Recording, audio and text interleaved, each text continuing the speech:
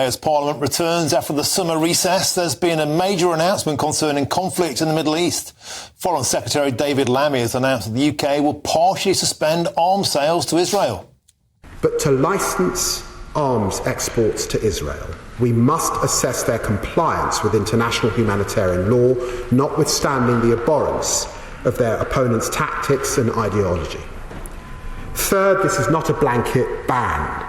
This is not an arms embargo. It targets around 30, approximately 350 licences to Israel in total for items which could be used in the current conflict in Gaza. No.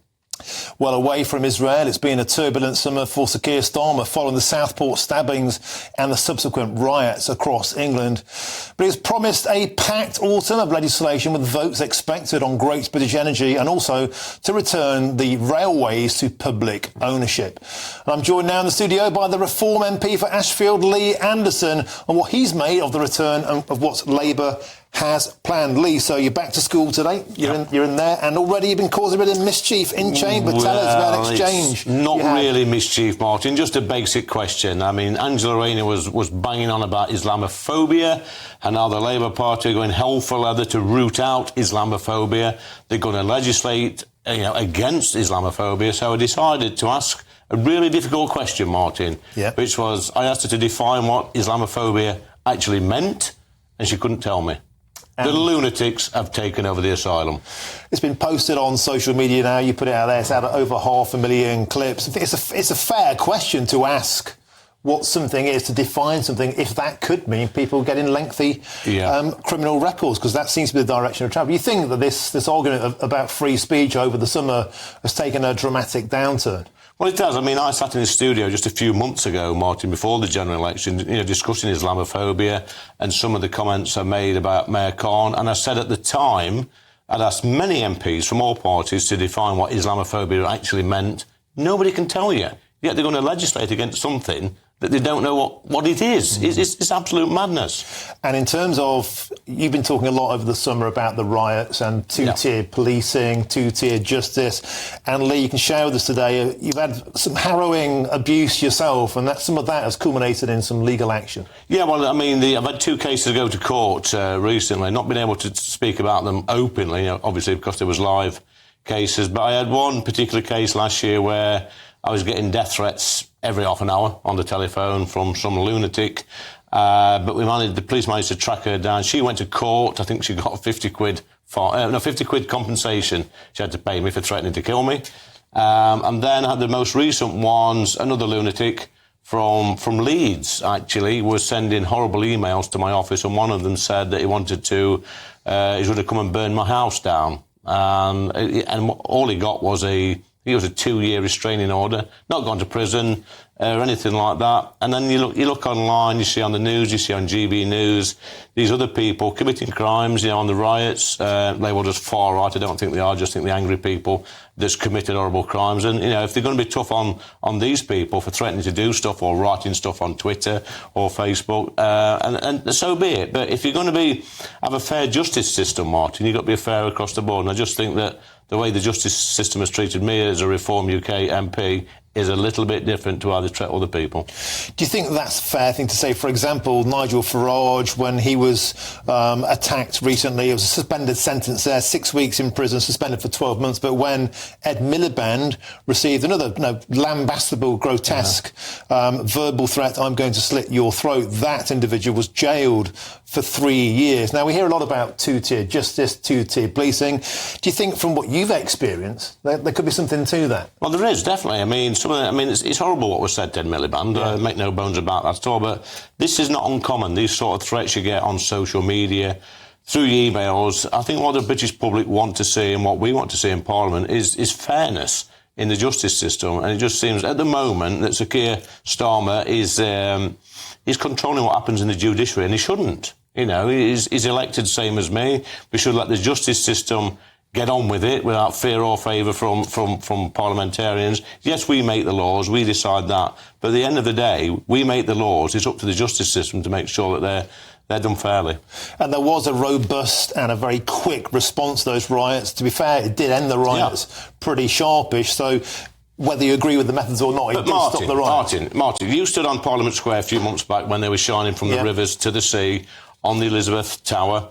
You actually highlighted this to the police on duty on that night, and they did absolutely nothing. Nothing. That is two-tier policing.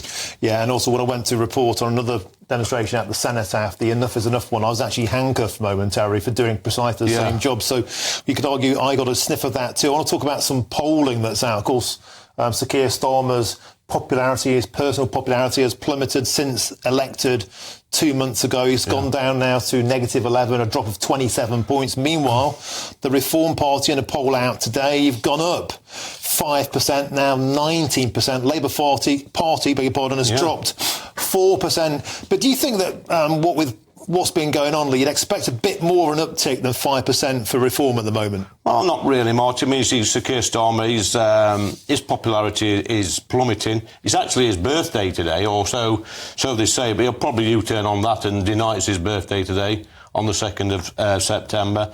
But no, 5%, we're going in the right direction. We're going in the right direction, Martin. We had more councillors join us this week. We're up in the opinion polls.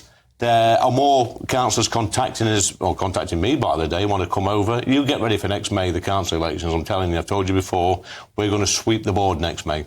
Do you think that's a fair thing to say? I mean, there's a lot of rhetoric, 4 million votes, only precipitated 5 seats. Do you have the organisational prowess to make any of this count, or is Reform just a protest vote? No, it's not a protest vote, Martin. We are currently democratising the party. We're getting structures in place. We've got a template for each constituency, to get the rules in place for setting up branches.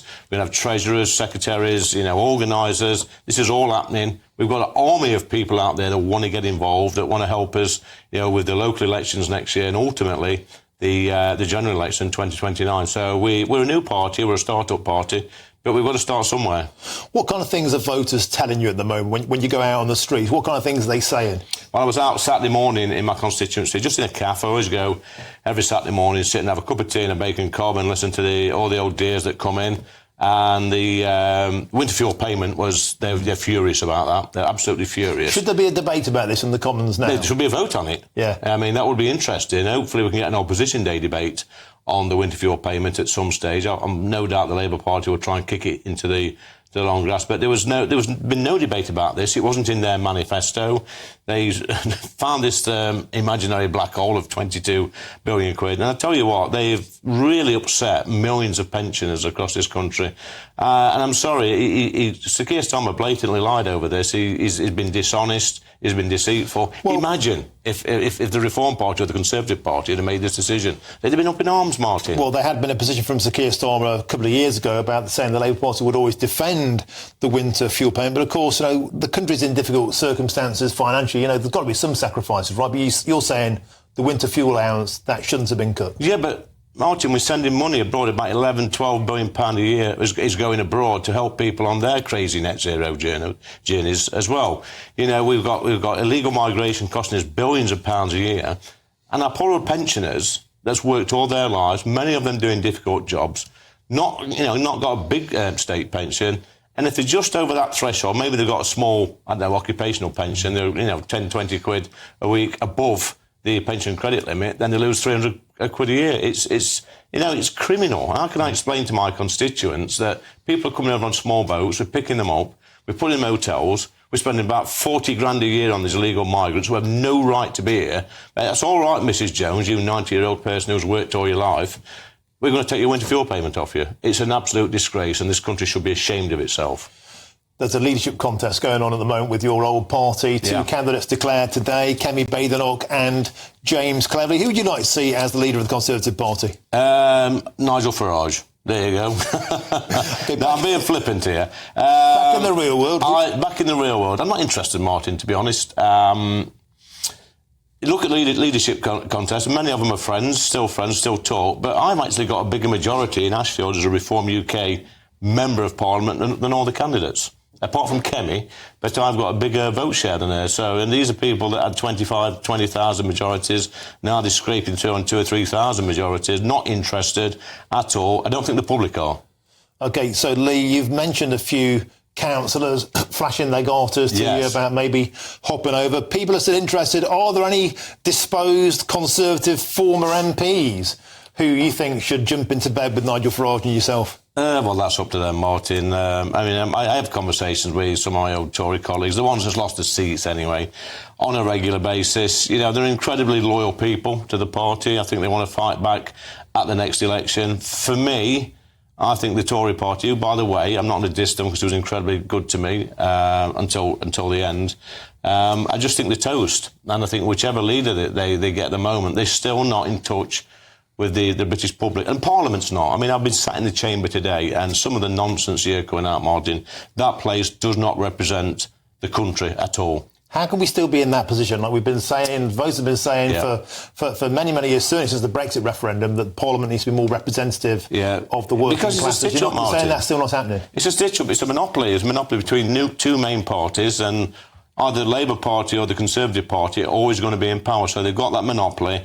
And once they're elected, these MPs get there. Not all of them, but a lot of them think they know best. They dictate to their constituents, try to tell them how to live their lives, when really they should be listening to the constituents and doing what they... Politics is simple. Listen to your constituents at the weekend when you go home, come back to that place on a Monday morning and do what they say. You think part of the problem the Reform Party has, though, is that when it comes to elections, people tend to revert back to the two big parties. They might sort of tap dance around with a party like Reform, but when it comes down to the 2029, people seem to have short memories. They might just flip back to the Conservatives again. Is that a real problem for the Reform Party? I think they have had in the past, Martin, but you can only push somebody so far. If you keep poking someone and pushing them, eventually they'll flip and they'll say to themselves, what have I got to lose?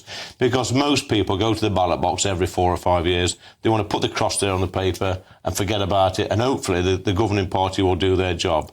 But for the past, well, since I can remember, the political parties that's won elections have completely ignored the electorate and gone against their wishes. So, people are angry, they're more nimble in how they vote these days, and they will punish you at the ballot box. OK, thank you very much. That's the MP for Ashfield, Lee Anderson for the Reform Party. Thank you very much for joining me on this first day back at school.